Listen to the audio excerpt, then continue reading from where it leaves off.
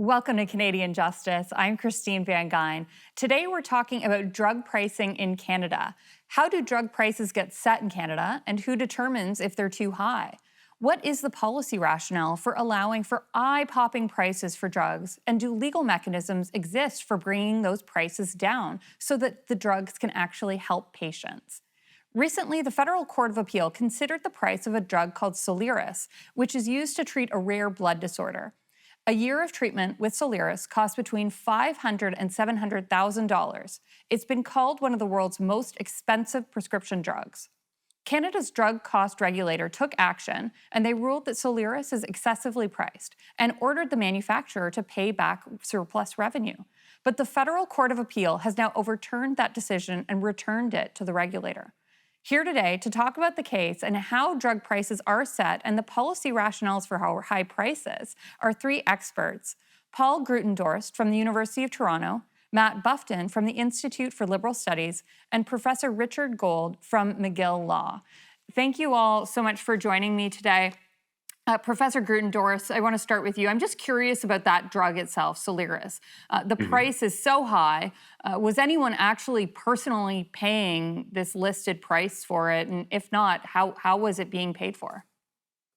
Well, there's three ways of paying for it. One is out of pocket. And there could have been cases where people were paying directly out of pocket for this. I don't think there'd be many people like that, though. It is expensive. It's like putting a down payment on a property in Toronto. It's that expensive. And then there's public drug plans. I'm not sure what the coverage status is in the public drug plans. If they were covering it, they would be getting a discount, no question. And then there's the private drug plans, which cover a lot of people who are of working age, myself included. I have a plan through the university, and in that case, the drug would probably be covered. I haven't checked my benefit list, but I think that the insurer would be getting a discount off the list. I'm not too sure how much, because this is all hush-hush. And I don't know if it'd be as big as that obtained by the public drug plans. So let's talk about what happened in this case. The first step was that it was sent to the regulator, where they considered the price of the drug and they determined that it was excessively priced. Can you just tell me a little bit about how that regulator reached that decision? I don't know the specifics. Maybe my colleagues here can provide a bit more information on that question. I think it was based on what they do is a pricing test based on the median price of the drug charged in 7 comparator countries: US, UK, France, Germany, Italy, Sweden. And I think that they didn't have sufficient data with which to calculate that median price. Maybe it was only covered by a couple of countries. I don't know exactly how it worked. And then they went ahead and said, well, we can't use that standard price test. Let's use a new pricing test.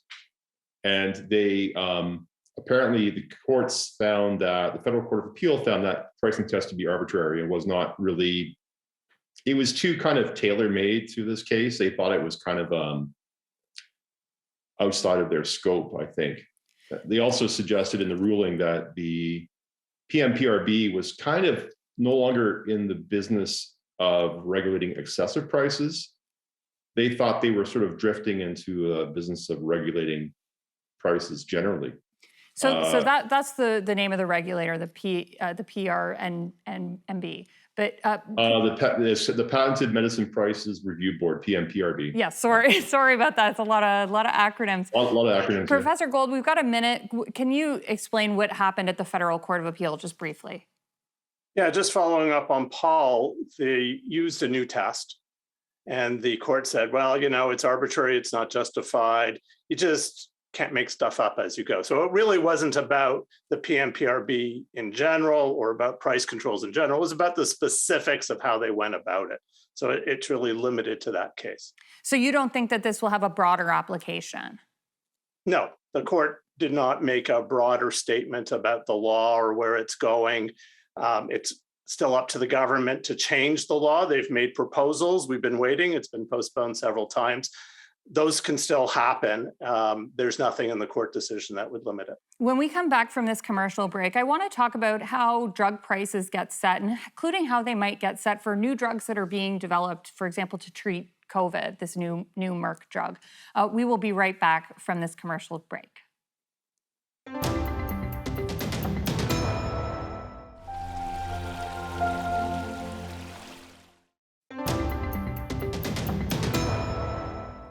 Welcome back to Canadian Justice, where we're discussing a case involving the world's most expensive drug.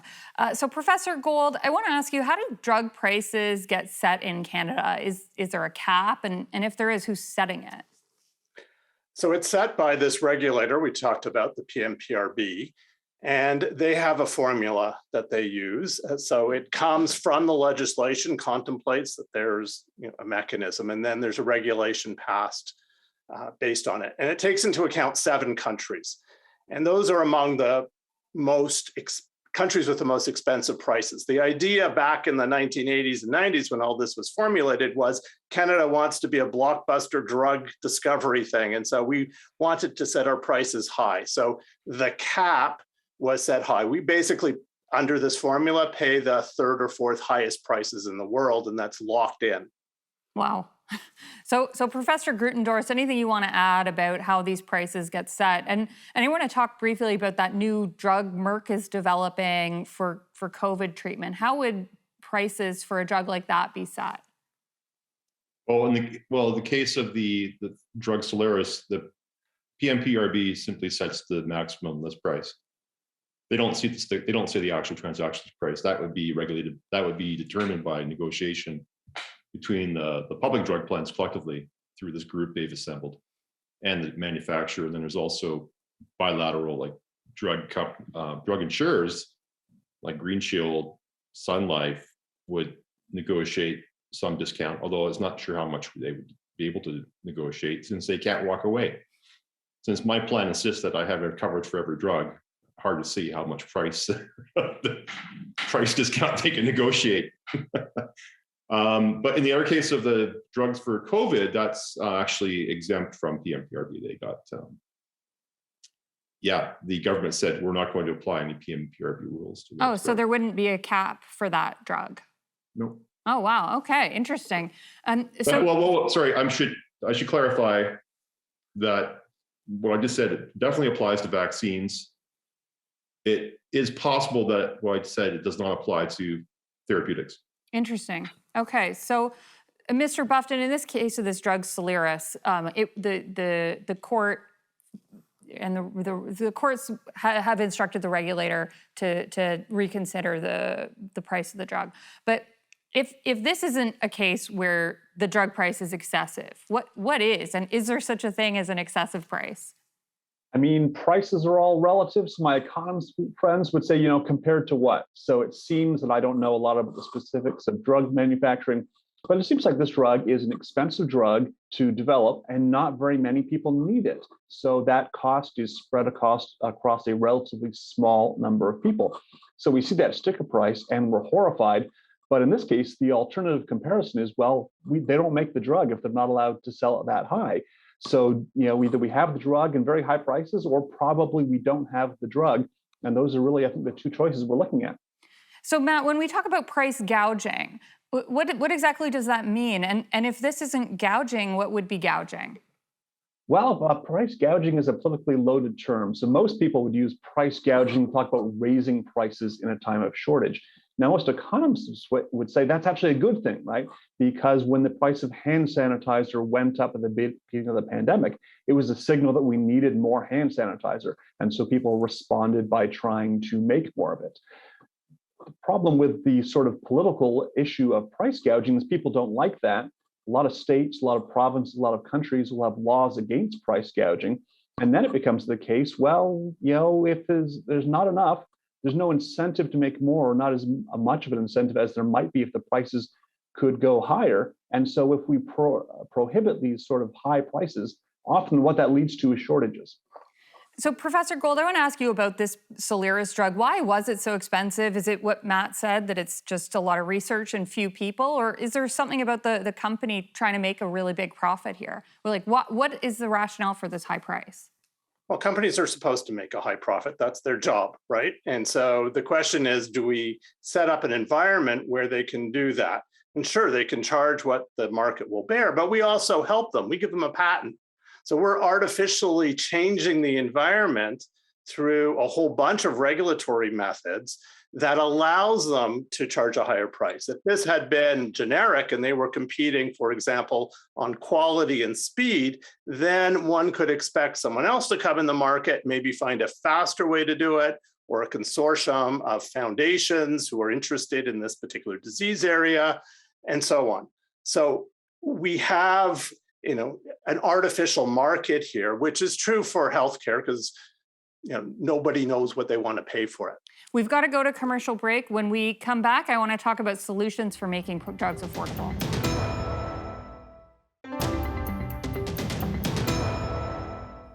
Welcome back to Canadian Justice, where we're discussing a case involving one of the world's most expensive drugs.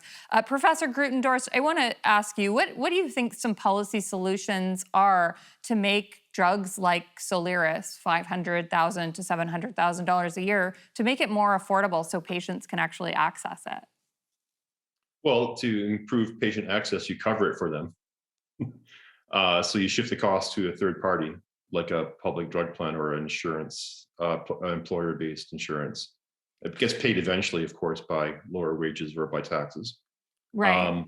If you want to lower the cost, the cost that's being paid to the drug company, then you have to think about other ways of making it easier for them to do the R&D. You can think about a whole range of ways of lowering the cost through clinical trial subsidies, or perhaps you can think about expanding support for basic research, or you can think about as well having some agreement internationally about how much each country should pay towards the cost of these things, so that the US doesn't get stuck with it all and Canada doesn't get stuck with it all. So you make Australia pay a bit more for it. For the research and development to No, create. well, for the implicitly for the price of the drug through supports. They have to, New Zealand is a good example of a country that free rides. So you make them say, hey guys, you guys got to pay a bit more, and you can do it in one of three ways. You can pay more for the price of the drug, or you can amp up your support through basic research, or you can amp up your support for clinical trials, or you can do something else. But you got to do something. So Matt, I'm interested in your perspective. What do you think are some ways? I know your goal, as well as with all our goals, is to make these drugs accessible to patients. What are some of the ways that you think that could be better achieved? Yeah, well, as has been discussed, the patents are a big driver on this. So some would argue that you should remove these patent protections, but it is the case that it's very expensive to make drugs, and probably no one's going to do it if someone else can immediately copy the formula. One thing you could do to get some of those costs down is to remove some of the regulations and restrictions on the development of the drug, in terms of how many trials, how long it has to go through. And of course, you got to keep safety in mind, but possibly some of that red tape could be cut. And finally, I'll just add that this seems like a case to me where this is, so if there's a case for public health care, and I'm skeptical on that sometimes, but this is the one, a very expensive drug, right? Instead, public health care covers things like the $30 COVID vaccine that I got but would have happily paid for, and then puts up a fuss when it comes to these expensive things, where really that seems to me like that should be perhaps the purpose of that public system. Interesting.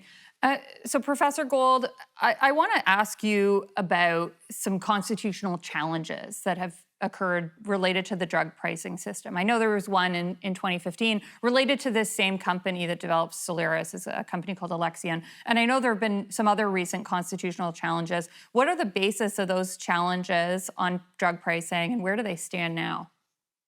Yeah, there are a whole bunch of challenges. So far, everybody's lost. It's gone up to the Supreme Court. I think that's the way it's going to end up. But the new challenges are, in Quebec, for example, they said this should be provincially regulated, not federally regulated. It's the same old type of argument we've heard, that patent law only is this very technical thing and doesn't affect prices, which is ridiculous because the whole purpose of patents is to regulate prices.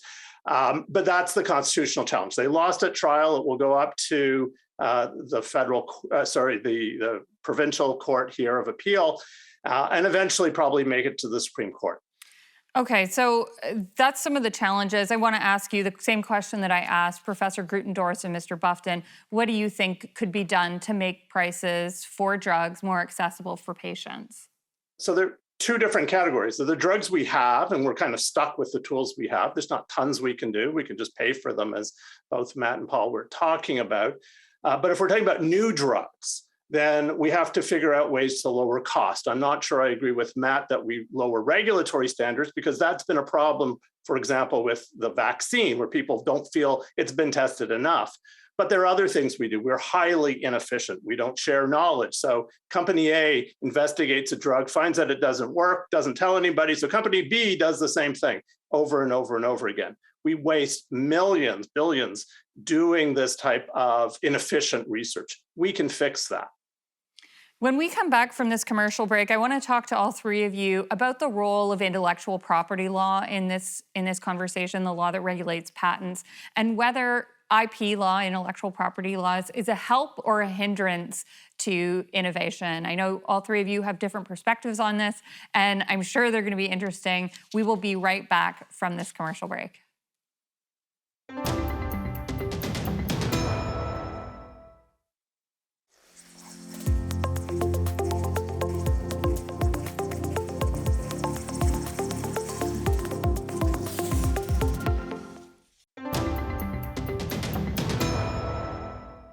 Welcome back to Canadian Justice, where we're discussing a case involving the world's most expensive drug. Now, I want to ask all three of you the same question, which is intellectual property law a help or a hindrance to the drug innovation and to making drugs more accessible and affordable for patients? Matt, I'll start with you. It's a complicated question. When it comes to a lot of areas of IP and patents, I'm really skeptical of them. Pharmaceuticals are a bit unique because of the immense development costs. Now, I do think they could be trimmed a little bit, and Richard and I have a different opinion perhaps on how much that trimming could be or whether that could be. But it's about trade-offs, right? So if we want to reduce prices, then we will need to reduce patent laws potentially, perhaps reduce those regulations, but those are not cost-free trade-offs. They might lead to less drugs. They might lead to more safety issues. And as a society, I guess we need to decide how we want to balance those scales. Yeah, so Professor Gold, why don't you respond? What's your view on the role of IP in innovation? So IP is a tool. And there are many tools in the toolkit to get drugs, right? We have government subsidizing it. No drug is ever developed without heavy government subsidies at universities, right? Most drugs come out of the universities, subsidized by the public. So how do we arrange our universities? What's their relationship with firms? When do patents enter into the picture? How strong are patents? What's the international regime? What kind of, so it is one tool among many. So, we can all talk about IP, and if you double IP, it's not going to make much difference in Canada. We're also 2% of the world market, so it's not a heavy driver here. We have to look at what are we strong at. We have really strong universities but they're really bad at working with industry, and industry is bad at working with them. Can we fix that so that we pool knowledge? Can we use some of our strengths? In Toronto, we have the Structural Genomics Consortium.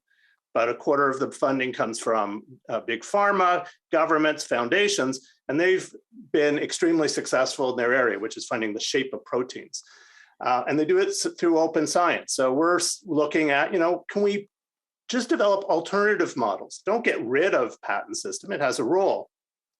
But if we're more creative, we have more competition of ideas, we think we can drive down prices.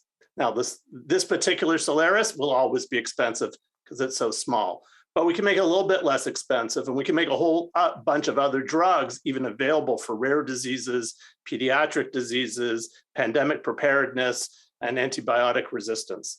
There's a lot we can do. So, Professor Grutendorst, your perspective on the role of intellectual property law in helping or hindering innovation for drugs? It's hard to say, actually. I'm not too sure exactly how to respond to that question. I mean, in some cases, IP is the incentive, it's a carrot that gets people to do the heavy lifting of investing in clinical trials. On the other hand, IP also makes it harder to do the research if when doing your research, you rely on inputs, tools, ideas that themselves are encumbered by IP. So on that, it's hard to say. But one thing is for sure is that it's part of the international system of financing pharmaceuticals, and it would be incredibly difficult to get rid of it, even if you didn't like it. I mean, it's here to stay, right? I mean, US will never get rid of it. It's part of their bedrock. So it's a difficult question. I wish I knew the answer to it. I don't think anyone knows the answer to that, but we've got about 30 seconds. I just want to close with Professor Gold. How does Canada rank in terms of high prices for drugs? What places are higher, and how are we doing? So US is higher, that's the leader. Other countries depends because they fix the maximum price, which often becomes the actual price, based on investments. So we completely dissociated the amount of investment in Canada to the prices. So we get a raw deal, whereas the UK has some type of mechanism to take that into account. As I said before, we pay about the third highest in the world. Interesting. It's something I learned in this show today. I certainly didn't know that before, and I'm grateful I don't need to use a drug like Solaris because it's crazy expensive. I want to thank all three of you for sharing your insights today. Thank you, Christine. We've heard today about one of the world's most expensive drugs and how drug prices get set in Canada. I can't imagine how it would feel to be a patient with a rare illness that requires a drug like Solaris, and I truly hope that this drug becomes more accessible for patients, however that's achieved. And what's the right way to achieve this? Is it reforms to the price cap system? Is it changes to intellectual property law? Is it more government regulation? You be the judge. I'm Christine Van Gyn, and remember, a freer Canada starts with you.